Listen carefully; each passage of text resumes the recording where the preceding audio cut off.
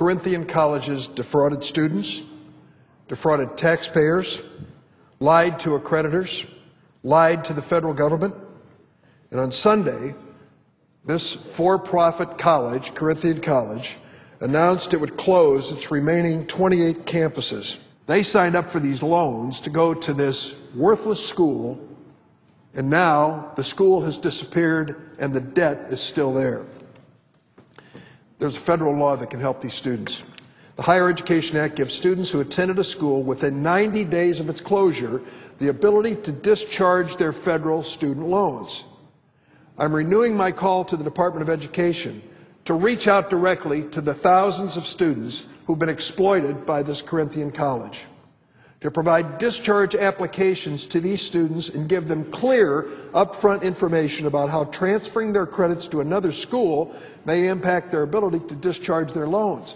You see, if you transfer these Corinthian credits, which are of limited value, to some other school, you can't discharge your loan that you took out at Corinthian. So a student has to make a choice. The notices that the Department of Education sent to students yesterday is unacceptable. It leaves students to navigate through a series of links to get more information, and it glosses over the most basic right of a student to discharge the student loans from this bankrupt Corinthian college. Now is not the time for the department to be concerned with the cost to taxpayers of discharging this debt. That's an important issue, and we'll take it on later. The time for that was really the last 12 months, when the Department of Education kept Corinthian alive by pumping in hundreds of millions of dollars to keep their doors open when they were headed for bankruptcy. The department's also been doing something which I really want to call them out on. You know what they're suggesting to these students who have just gone through this miserable experience at this for-profit, failed, bankrupt Corinthian college? They're suggesting they transfer to another for-profit college. Here are a few examples of the schools the U.S. Department of Education suggested that the Corinthian college students transfer their credits to and still keep their debt from Corinthian. ITT Tech. See their ads everywhere, don't you?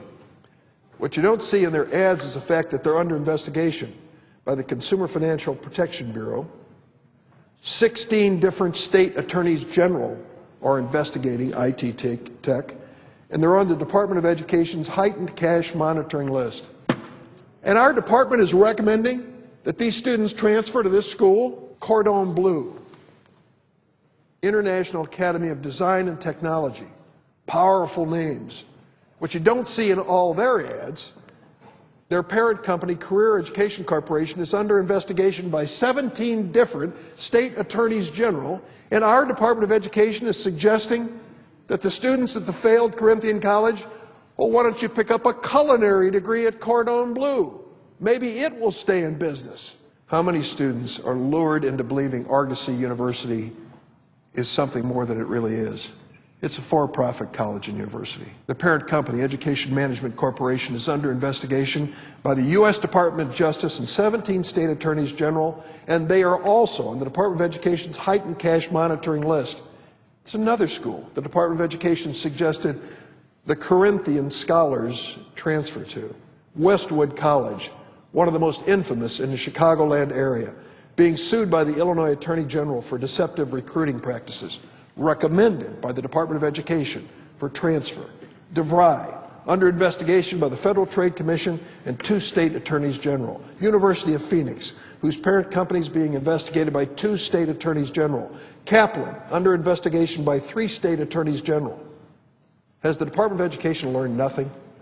How in good faith can they tell these Corinthian students who just had their college disappear and are sitting on a pile of debt that these are viable transfer options for their students? Why are we complicit? Why is the U.S. Department of Education not blowing the whistle on this school and every other school that's exploiting students all across America? At the end of the day, the losers are not only the students who've wasted their time and ended up with debt. The losers are the taxpayers of America.